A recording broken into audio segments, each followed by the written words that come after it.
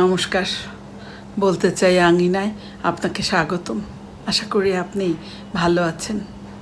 আজকে আমি আমাদের দেশের সাম্প্রতিক এক ভয়াবহতা নিয়ে কথা বলবো এবং এই ভয়াবহ পরিস্থিতিতে আমাদের করণীয় কী সে বিষয়ে একটু আলোকপাত করব।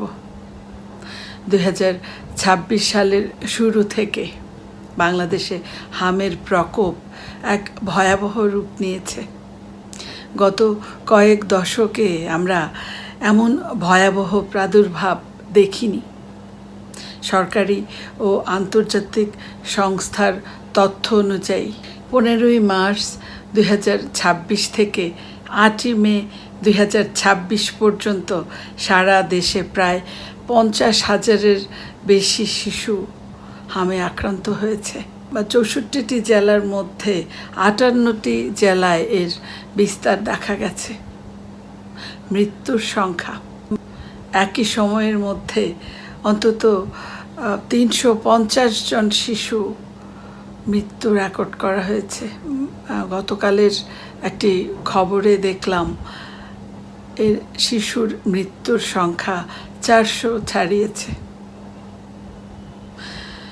এর মধ্যে গত 4 মে একদিনে 17 জন শিশুর মৃত্যু রেকর্ড করা হয়েছে এবং ক্ষতিগ্রস্ত এলাকা যদি আমরা দেখি, ঢাকা বিভাগে এর প্রকোপ সবচেয়ে বেশি দেখা গেছে। ঢাকা এবং এর আশেপাশের এলাকাতে সবচেয়ে ভয়াবহ আক্রান্তের সংখ্যা এবং মৃত্যুর সংখ্যা। ঢাকা বিভাগের পরেই রয়েছে রাজশাহী ও চট্টগ্রাম বিভাগ। বিশেষজ্ঞরা এবং বিশ্ব স্বাস্থ্য সংস্থার মতে এই প্রাদুর্ভাবের প্রধান কারণ হলো আমাদের শিশুদের ইমিউনিটি গ্যাপ বা তাদের রোগ প্রতিরোধ ক্ষমতার ঘাটতি। এটা প্রধান কারণ এবং এর পেছনে সুনির্দিষ্ট কয়েকটি কারণ রয়েছে। যেমন প্রথমেই সেটি হলো টিকার তীব্র সংকট।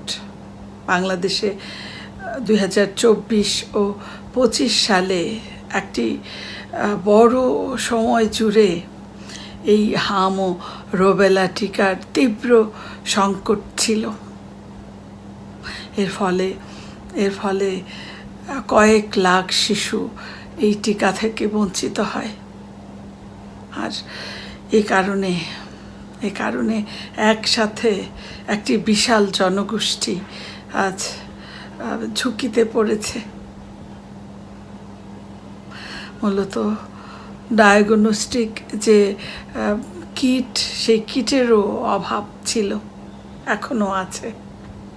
যখন প্রাদুর্ভাব হয় হামের প্রাদুর্ভাব হওয়ার পর এই রোগ শনাক্ত করার জন্য যে প্রয়োজনীয় টেস্টিং কিট রয়েছে সেটারও প্রচণ্ড সংকট এবং এই সংকটের কারণে এই পরিস্থিতির নিয়ন্ত্রণ, এই পরিস্থিতি সামলে ওঠা এটা কঠিন হয়ে পড়েছে। শিশুদের একটি অত্যন্ত সংক্রামক রোগ হচ্ছে এই হাম। আমরা অনেকেই মনে করি যে হাম চলে গেলে বুঝি শিশু সুস্থ হয়ে যায়, কিন্তু দুঃখজনক বিষয় হলো হামের পর এর জটিলতা আরও বেশি বেড়ে যায়। সঠিক যত্নের অভাবে হাম চলে যাওয়ার কয়েক সপ্তাহ পর পর্যন্ত শিশুর মৃত্যু ঝুঁকি থেকে যায়। কেন একজন শিশু মারা যায় হামের কারণে এবং আমাদের করণীয় কী, চলুন একটু আলোচনা করি। হাম শিশুর শরীরের প্রতিরোধ ক্ষমতাকে সাময়িকভাবে পুরোপুরি ধ্বংস করে দেয়। এর ফলে শিশু অন্য যে কোনো ভাইরাস বা ব্যাকটেরিয়ায় আক্রান্ত হয়ে তীব্র সমস্যায় পড়তে পারে এবং এই আক্রান্ত হয়ে এই যে শিশু মারা যেতে পারে, এর প্রধান কারণ হিসেবে তীব্র নিউমোনিয়া। শিশু হাম চলে যাওয়ার পর, হাম ভালো হয়ে যাওয়ার পর মৃত্যুর একটি বড় কারণ হলো এই তীব্র নিউমোনিয়া। হামের আক্রান্ত শিশু ভালো হয়ে যাওয়ার পরও যখন আক্রান্ত থাকে সেই সময়ে শিশুর ফুসফুসের যে সুরক্ষা স্তর সেটা ক্ষতিগ্রস্ত হয়। ফলে সেকেন্ডারি যে ব্যাকটেরিয়াল ইনফেকশন সেটার শিশু প্রতিরোধ করতে পারে না, এবং শিশু এই দ্বিতীয়বার আক্রান্ত হওয়ার পর তীব্র শ্বাসকষ্টে মারা যেতে পারে। তারপরে যে কারণ, দ্বিতীয় যে কারণ সেটা হচ্ছে মারাত্মক ডায়রিয়া ও ডিহাইড্রেশন। হামের কারণে অন্ত্রের আবরণ ক্ষতিগ্রস্ত হয়, আর এ কারণে শিশু দীর্ঘমেয়াদী ডায়রিয়ায় আক্রান্ত হতে পারে, এবং যা শিশুকে পুষ্টিহীনতা বা পানিশূন্যতার দিকে ঠেলে দেয়। এর পরের যে কারণ সেটা হলো পুষ্টিহীনতা। হামের কারণে শিশুর মুখে ঘা হয়।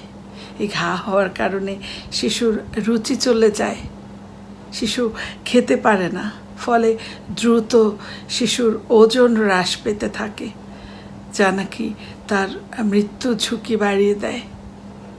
এরপরের যে কারণ সেটা হলো এনসেফালাইটিস। এই লক্ষণটি বিরল হলেও এটি কিন্তু অত্যন্ত বিপজ্জনক।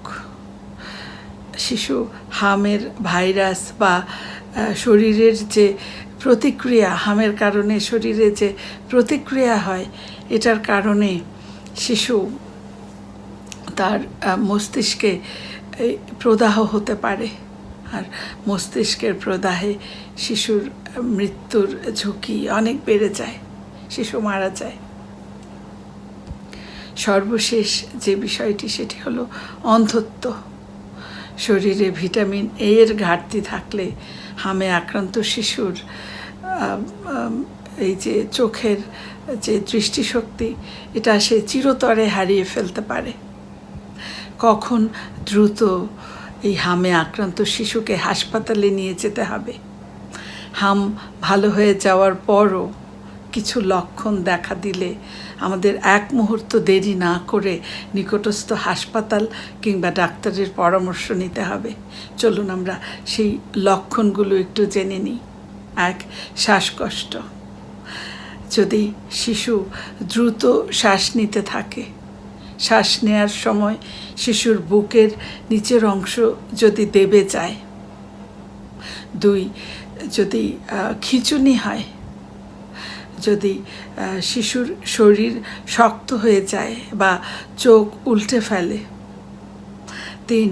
প্রচণ্ড ক্লান্তি, যদি শিশুর শরীর নিস্তেজ হয়ে যায় এবং দেখা যায় যে শিশু মায়ের বুকের দুধ বা খাবার একেবারে না খায়, খাওয়া ছেড়ে দেয়, তাহলে আমাদের ডাক্তারের পরামর্শ নিতে হবে দ্রুত। এরপর যদি আমরা শিশুকে দেখি যে অজ্ঞান হয়ে যাওয়া, অর্থাৎ শিশু যদি আর স্বাভাবিকভাবে জেগে না থাকে, যদি আমরা দেখি যে শিশু অজ্ঞান হয়ে যাচ্ছে বারবার, তাহলে আমাদের দ্রুত শিশুকে হাসপাতালে নিয়ে যেতে হবে। যদি আমরা লক্ষণ হিসেবে শিশুর চোখের সমস্যা দেখতে পাই, অর্থাৎ চোখের মণি একটু ঘোলাটে হয়ে যাওয়া, কিংবা যদি পিছুটি জমে চোখ বন্ধ হয়ে আসে, এমন যদি দেখি, তারপর দীর্ঘস্থায়ী জ্বর, হাম ভালো হয়ে যাওয়ার পরও যদি উচ্চ মাত্রায় শিশুর গায়ে জ্বর পরিলক্ষিত হয়, তাহলে আমাদেরকে দেরি না করে দ্রুত হাসপাতালে নিয়ে যেতে হবে শিশুকে।